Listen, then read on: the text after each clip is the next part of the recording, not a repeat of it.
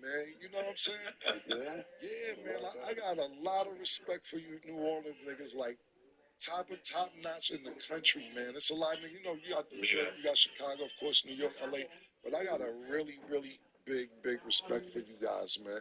So thank you for being on the show, Chop. We haven't spoken a little bit. Thank you for having me, big bro. I mean that. But I want to say this here. Yes. You know, we get it from you know, I would say like New York, you heard me, y'all have been running with the torch for so long, and we have been inspired from watching y'all hustle. And you know, we didn't really have the labels and all that up, you know, down here, so we had to figure out how to do all this on our own, and it kind of just ran off with just generations of the mentality of that you got to get it on your own, and ain't nobody gonna come down here and save you.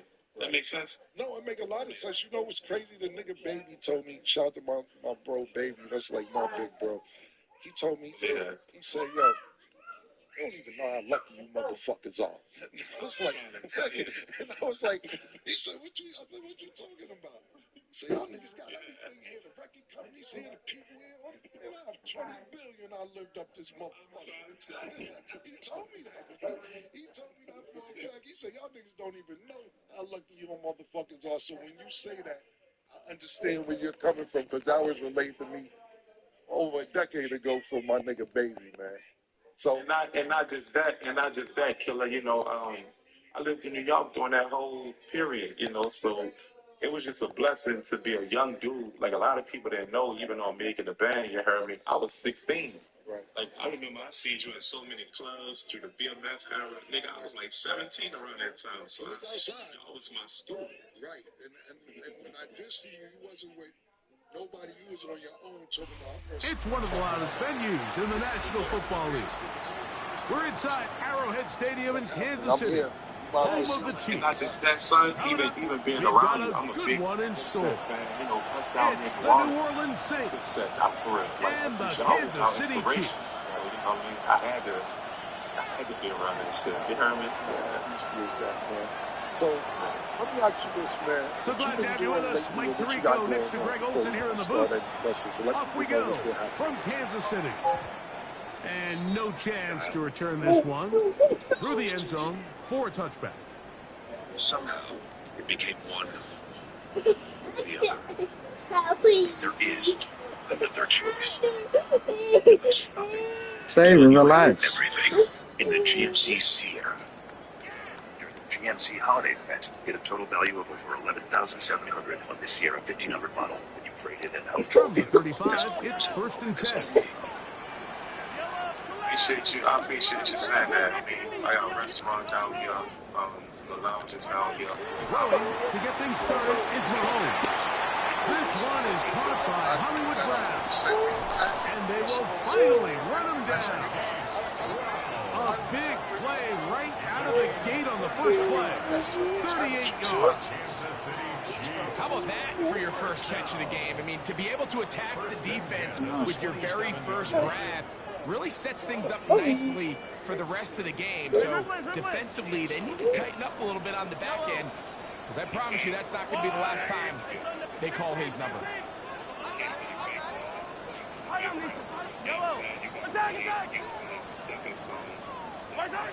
On first down, it's Mahomes. That is brought in at the 10. He'll be taken down. We have a chance for the first points of this game as they've set up 1st and goal.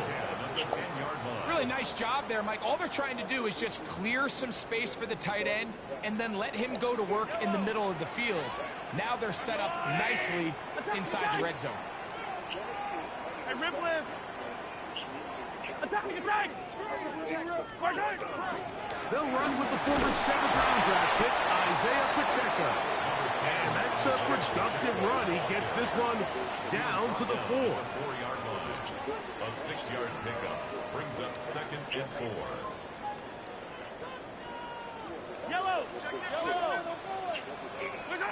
On 2nd down, Mahomes. Oh, he's going to be followed up and taken down. They got him. This opening drive has been a good one, but will it continue? Here's a test on 3rd down. Yellow! Now Mahomes gives it to Pacheco. And the defense rallies to the ball, brings him down at the 5. It's 4th down. 5-yard line. A 2-yard gain. It's 4th down.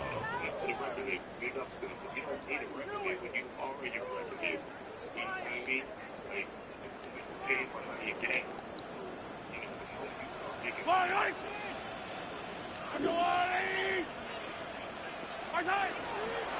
They'll try it now with Pacheco. And this is not going to be enough. He is short of the marker. They turn it over on down. Well, Mike, it's pretty clear early in this game the message they want to send is we are going to be aggressive on offense. And that's exactly what they did there, going for it on 4th down early. But it's the defense that comes through. You know what I'm saying? You don't need them because they only want you because you have 10 million followers, or you have X amount of Facebook friends, or you have this many friends on Twitter, or Instagram followers, or Snapchat, or whatever. They're going to analytics. And by the time they figure out exactly how much money you're making, they're probably going to offer you less with the same amount of money you're making. So to your point, 100% you don't need it. I remember years ago, we talked about it real quick. We talked about this on the last show. Everything is about suffocating you at the line of scrimmage, make you work for everything you get.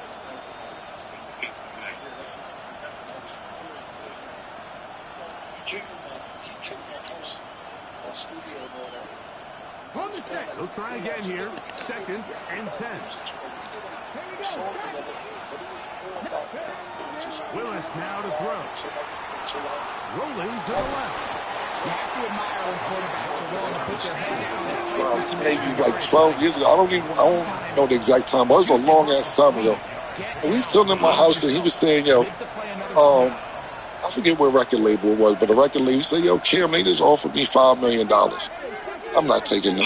I said, yeah. And at the time, I didn't understand where he was coming from because he was on the game earlier than I was when it came to pushing shit digitally, even though it was really early as far as, you know, tuning for a distro, all that shit. And I was like, what's wrong with $5 million? And he said, Cam, you know, that's what I'm saying to myself. And he said, Cam, I'm about to go on a 60-city tour. And I'm getting 100,000 a tour. I said, damn, you're making 100,000 a show. I was bugging. But that was just my nigga coming to my crib. He said, when the tour's over, I'm making $6 million from the tour. And they offered me $5 million. He said, Cam, I ain't signed no record deal. Now, if they want to come to me, this is exactly what they want to come to me with the Michael Jackson deal, give me $50 million. I might could talk. But it's signed on that. What the fuck I need to talk to nigga? Yeah, and now this is a decade ago. So imagine today how technology grew and so on and so forth. Just how you don't need them as much as you think you do. People want the machine behind them, but them niggas want to look at your analytics and they not building artists from the ground up. This motherfucking AI artist right now. Number 1 country singer in the country is AI. You know what I'm saying? I just think in the era that we live in, the artists are living so crazy, and they feel like they want the easy way out. They just think that with their talents, they should reap the rewards. When the real truth of it is, you should come into this business when the era that we in and the technology, you heard me, that we in, you should come in here knowing the business. So when you come in here, they can give you the Michael Jackson contracts. You know, you got to learn this business. This is called the music business. This is not called wrap your life away and reap the rewards. Right. The rewards is that's easy. That's given to you. Right. So I'm saying, if you come in here with knowing the business, and I think you get the rewards by knowing the business more than being the best rapper in the world type. That's my opinion. So, there's a lot of talented rappers. So you could have said that and better. 100%. Thank you, big brother. Absolutely. Yeah. So listen, man, this documentary has been out, like I said, 10 days. We all know, for those that don't know, Chopper was part of something called Making a Band. I'm not sure exactly if he was ever signed to Bad Boy, but it was a very, very popular TV show where he stood out amongst all the people that were on there. It was, you know, for the younger audience. Yeah, for the younger audience that doesn't know, Puff had a show to where he was putting a band together and there was a lot of unknown artists on there.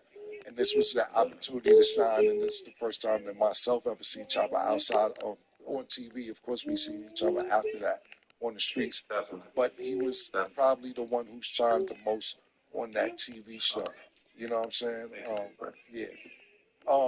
So with this documentary being out, Chop, first of all, did you see it yet?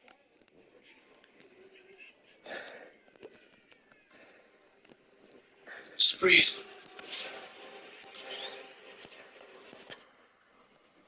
Tell me how to thunder.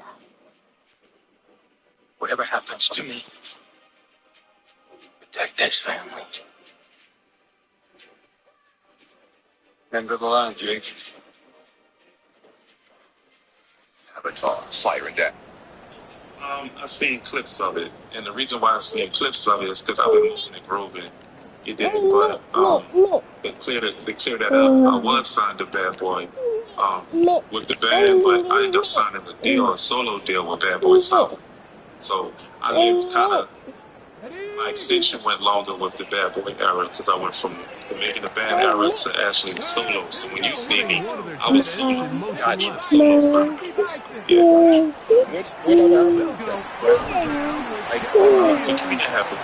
Basically, when Katrina happened, I basically told Diddy, like, I need help. My family down here. He was like, I just get you in advance.